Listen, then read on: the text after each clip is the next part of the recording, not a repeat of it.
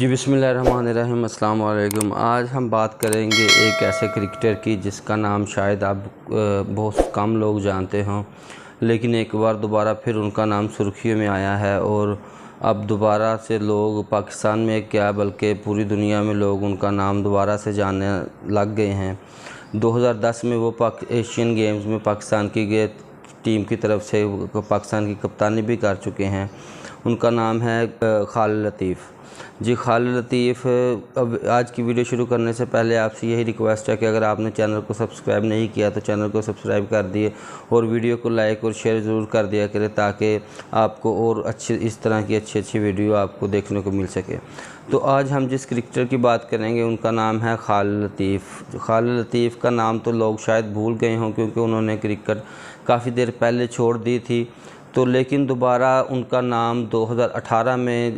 دوبارہ سے منظر عام پر آیا جب 2018 میں نیدرلینڈ میں خاکے بنانے کا ایک سلسلہ شروع ہوا، جب انہوں نے گستاخانہ خاکے بنانے کے لیے انہوں نے ایک مقابلہ رکھا تو اس وقت خالد لطیف نے ایک ویڈیو جاری کی۔ ان کا یہ کہنا تھا کہ مجھے 2-3 دن تک رات کو نیند نہیں آئی، تو ایک دن میں اسی طرح رات کو اٹھا اور میں نے ایک ویڈیو بنائی اور ویڈیو ریلیز کر دی جس میں انہوں نے کہا تھا کہ جو بھی جس نے یہ گستاخانہ خاکے بنانے کا جس نے بھی اعلان کیا ہے، جو بھی اس میلون کا سر قلم کرے گا، سر لے کے آئے گا، اس کو میں جتنی میرے پاس دولت ہے 30 ملین میرے پاس دولت ہے، میں ساری اس کو دے دوں گا۔ تو اس کے بعد ان کی جو ویڈیو وہ وائرل ہو گئی، تو اس کے بعد سے خالد لطیف کا نام دوبارہ سے سرخیوں میں آنے لگ گیا۔ تو اسی طرح سے خالد لطیف کا نام جب سرخیوں میں آنے لگ گیا تو خالد لطیف اس ٹائم امت مسلمہ کے ہیرو بن کر ابھرے ہیں۔ حالانکہ خالد لطیف کو شاید لوگ بھول چکے تھے یا بہت سارے لوگ نہیں جانتے تھے، لیکن اب دنیا میں، انڈیا میں اور باقی دوسرے ملکوں میں، نیدرلینڈ میں اور باقی جو دوسرے ممالک ہیں وہاں پر بھی خالد لطیف کا نام ایک بار دوبارہ پھر آیا ہے۔ ناموس رسالت پر انہوں نے پہرا دیا ہے، چاہے ان کو سزا ملتی ہے یا نہیں ملتی، ابھی ان کا کچھ پتہ نہیں ہے کہ وہ پاکستان میں ہیں یا کس جگہ پہ ہیں پاکستان میں، لیکن انہوں نے ناموس رسالت کے لیے بات کی ہے۔ یہ بات کرنا ہی ان کے لیے ایک بڑا اعزاز ہے کہ کیونکہ اکثر لوگ تو بات بھی نہیں کر سکتے کہ ناموس رسالت کے اوپر بات کی جائے۔ انہوں نے اپنی پوری دولت دینے کا کہا تھا، 21,000 یورو بنتی تھی اور 21,000 یورو ان کی دولت اس ٹائم بنتی تھی اور اب 23,000 US ڈالر وہ بنتے ہیں جو انہوں نے اپنی دولت پوری دینے کا اعلان کیا تھا کہ جو اس میلون کا سر قلم کرے گا تو اس کو میں اتنی دولت اپنی دوں گا۔ تو ان کے وہ دوبارہ ایک بار پھر پاکستانی قوم کے وہ ہیرو بن چکے ہیں۔ پہلے بھی وہ کرکٹ کی وجہ سے پاکستانی قوم کے ہیرو تھے، لیکن اب دوبارہ وہ امت مسلمہ کے ہیرو بن چکے ہیں۔ پہلے صرف پاکستانی قوم کے وہ کرکٹ کی وجہ سے ہیرو تھے، لیکن اب وہ امت مسلمہ کے وہ ہیرو بن کر ابھرے۔ اس ٹائم تو خالد لطیف کو بہت کم لوگ جانتے تھے، لیکن آج پوری دنیا خالد لطیف کو جانتی ہے۔ اچھا، حالانکہ یہ ویڈیو پاکستان میں ریلیز کی گئی، پاکستان میں یہ ریلیز ویڈیو ہوئی، لیکن اس کے بعد یہ نیدرلینڈ کی عدالت میں اس کا کیس چلا 2018 سے لے کر آج 2023 ہے، اور خالد لطیف کو 2-3 دن پہلے نیدرلینڈ کی عدالت نے 12 سال کی قید سنائی ہے۔ جی 12 سال کی قید نیدرلینڈ کی عدالت نے خالد لطیف کو سنائی ہے۔ اس سزا میں ان کو یہ کہا گیا ہے کہ ان کو اشتعال دلایا گیا ہے کہ تاکہ جس ارکان قومی اسمبلی جو نیدرلینڈ کے تھے جنہوں نے خاکے بنانے کا کہا تھا کہ ان کی جان کو خطرہ تھا، اس لیے ان کے اوپر 12 سال کی قید ان کے اوپر بنتی ہے۔ اور شاید نیدرلینڈ کی عدالت نے پاکستان کی حکومت سے رابطہ بھی کیا ہے اس حوالے سے کہ وہ خالد لطیف کو پاکستان کے حوالے کرے، کہ وہ خالد لطیف کو نیدرلینڈ کے حوالے کرے تاکہ ان کو سزا دی جا سکے۔ ایک طرف نیدرلینڈ کی عدالت اس انسان پر مقدمہ چلاتی ہے جو کہ پاکستان میں بیٹھا ہے، لیکن دوسری طرف ہماری عدالتیں اس طرح کی ہے کہ جو باہر بیٹھے جب قرآن پاک کی بے حرمتی کی جاتی ہے تو صرف مذمتی قرارداد تھوڑی سی پاس کرنے کے بعد چپ کر جاتی ہیں اور نہ کوئی رابطہ نہیں کرتی۔ اس کے باوجود حالانکہ کوئی مسلمان کبھی بھی اس طرح کا نہیں سوچ سکتا کہ وہ کسی بھی پاک کتاب کی بے حرمتی کرے یا بے حرمتی کرنے کا بالکل بھی کبھی سوچے۔ لیکن باہر کے ممالک میں یہ بڑا عام رواج ہے کہ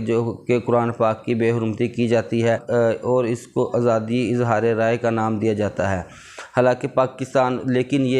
لیکن یہ لوگ یہ نہیں جانتے کہ یہ ہر چیز آزادی اظہار رائے نہیں ہوتی، اس سے مسلمانوں کے دلوں کو تکلیف پہنچتی ہے۔ جس طرح کہ عمران خان نے جنرل اسمبلی میں کہا تھا کہ اس طرح کی چیزوں سے ہمارے دلوں کو تکلیف پہنچتی ہے۔ جب آپ حضور پاک صلی اللہ علیہ وسلم کے خاکے بنانے کا کہتے ہیں تو وہ ہمارے دلوں کو اس چیز کی تکلیف پہنچتی ہے۔ لیکن شاید یہ دنیا یہ جان بوجھ کر مسلمانوں کو اشتعال دلانے کے لیے اس طرح کے کام کرتی ہے اور اس طرح کے خاکے بناتے ہیں اور قرآن پاک کی جان بوجھ کے بار بار بے حرمتی کرتی ہے تاکہ مسلمانوں کو اشتعال دلایا جا سکے، تاکہ مسلمان اس کے غصے میں آ کر اس کے ریاکشن میں کوئی اور قدم اٹھائیں تاکہ مسلمانوں کو بدنام کیا جا سکے۔ خالد لطیف پاکستان میں اگر اس طرح کا کوئی بھی واقعہ پیش آتا ہے،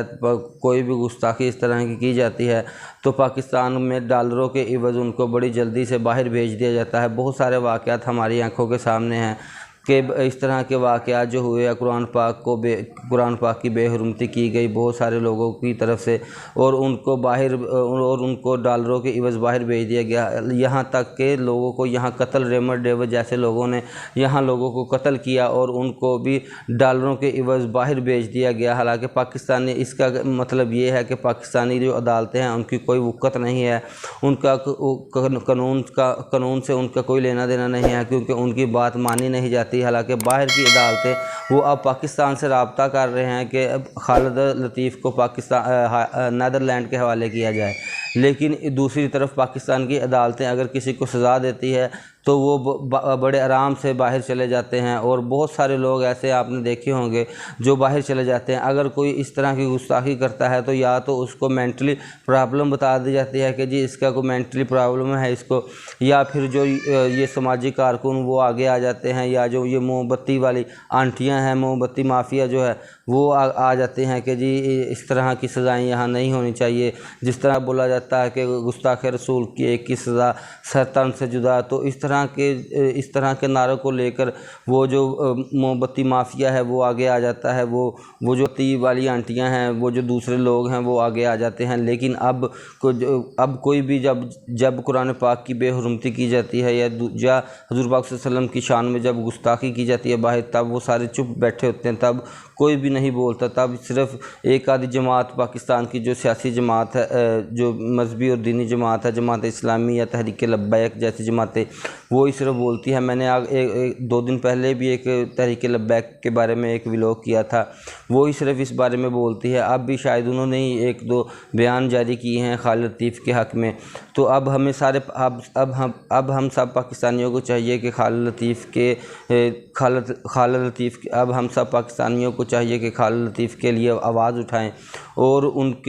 ہم سب پاکستانیوں کو چاہیے کہ خالد لطیف کے لیے آواز اٹھائیں کیونکہ وہ اب ہمارے ہیرو کیونکہ اب وہ امت مسلمہ کے ہیرو بن گئے ہیں۔ اب وہ صرف پاکستانی قوم کے ہیرو نہیں رہے بلکہ وہ اب پاکستانی قوم کے ہیرو بن گئے ہیں۔ یہاں خالد لطیف کو باہر دینے کی بات کی جا رہی ہے یا نیدرلینڈ کی حکومت جو ہے وہ خالد لطیف کو